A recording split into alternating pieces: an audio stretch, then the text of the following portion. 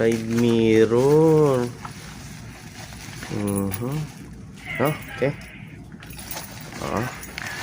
Ayan po mga kaibigan, ang aming unboxing for today. Ayan. Okay, makikita nyo na po ang items kung gaano po ito ka-quality. Ayan.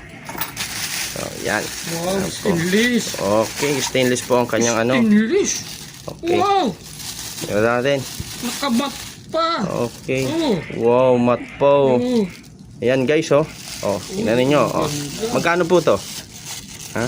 Mura lang, 193. 193. Check nyo na lang po sa yellow basket. Yan. Ayan, Maganda stainless, napakaganda, di kakalawangin. Stainless, standard pa ang kanyang Size. size. Yan.